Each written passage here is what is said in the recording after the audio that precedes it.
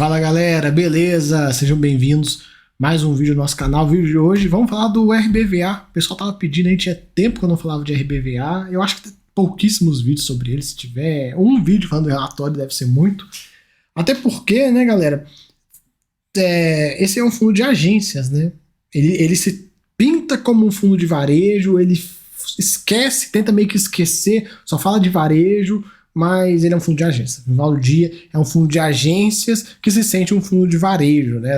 Hoje em dia é comum essas coisas, né? Se identifica como um fundo de varejo. Mas, claro, tem uma participação e tal, o fundo está passando por uma transformação, não é fácil, mas no final do dia é fundo de agências. Ponto. 70% dele está em agências.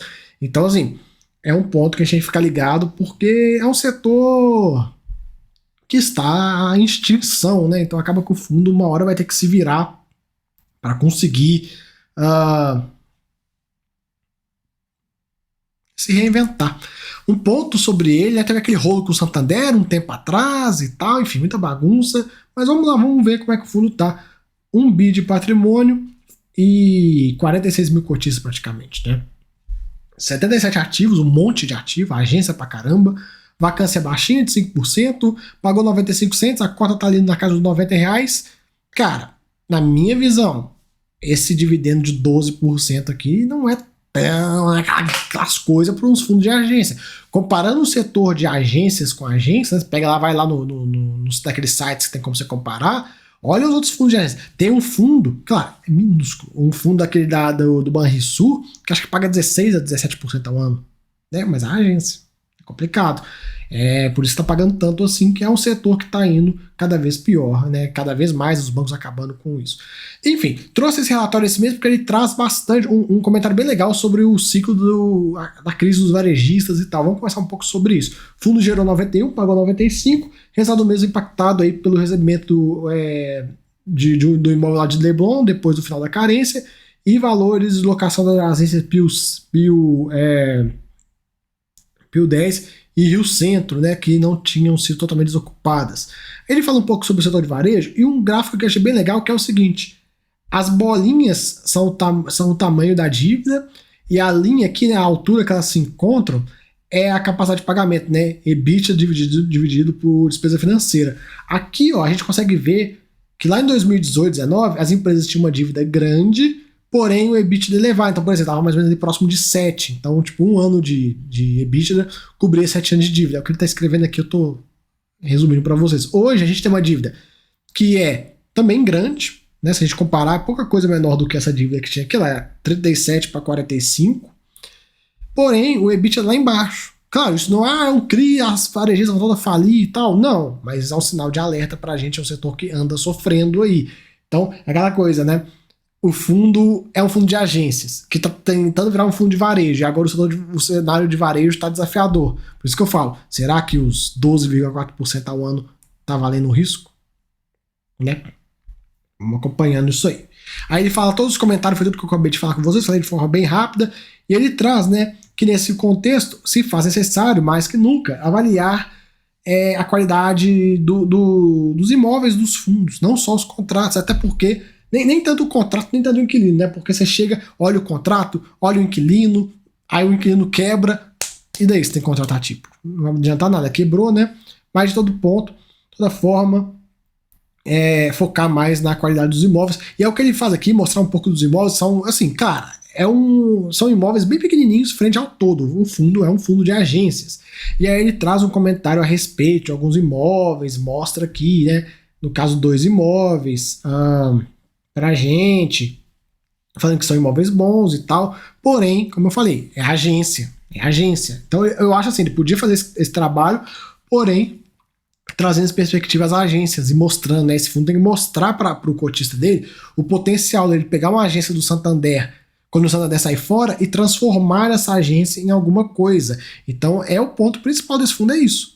É mostrar pro seu cotista o seguinte, cara, beleza, a agência tá ruim, mas olha só, essa agência aqui, localização dela, se eu fazer gastar uma grana aqui, eu consigo transformar no imóvel de varejo uma baita localização. Acho que esse é o ponto principal que ele tem que focar.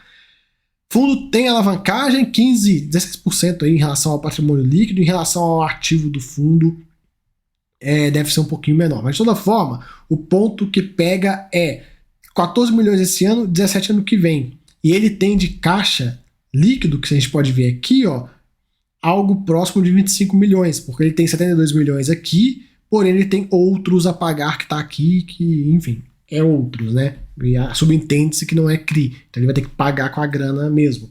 Com isso, sobra para ele 25, sobrando 25 dura aí menos de 2024. Então, resumindo, ou ele vai ter que vender ativo ou fazer emissão. E fazer emissão acho dificilmente fácil. Vender ativo parece ser um caminho um pouco mais interessante. Então, vamos ver o que o fundo vai fazer, o que ele vai aprontar para conseguir bancar essas amortizações. Lembrando, galera, que amortizar em fundo de CRI, tá vendo isso aqui, ó? Tá vendo isso aqui, ó? Despesas CRI. Isso aqui é a despesa de juros que desconta do aluguel. Agora, as amortizações das PMTs tem que ser feita com caixa. Ele pode até fazer com despesa, deu merda, não tem caixa, ele vai a receita de locação cobre, né? Mas aí o dividendo cai. Mas assim, é um ponto que tem que ficar ligado, porque não é um evento de estresse e tal, o ideal é que o fundo não faça isso, né? A gente vê aí a questão do dividendo frente ao mercado, ele já esteve precificado de forma bem mais para cima, né? Pagando quase 15%, já um pouco mais condizente aí com o risco dele. O número de cotistas vinha caindo, voltou a subir, tá aí na casa de 45 mil. A questão do patrimônio líquido, você já comentou, né, sobre a alavancagem e tal. É uma alavancagem não tão grande, porém, né, o fundo também não tem uma posição de caixa tão confortável assim. E aqui no restante, ele mostra um pouco dos imóveis e tal, IGPM, IPCA, localização, perere, parará, pororô. O ponto é, receita locatário, receita contratada, Santander e Caixa. Cara, 70% do fundo é agência. É agência. Então, cuidado quando ele tenta te vender como um fundo de varejo, que ele não é. Não é. Ele é um fundo de agência. Porém, classificação Ambima, que tal? Deve ter aqui em cima a classificação Ambima dele. Quer ver? Cadê? Cadê? Ah, não tem.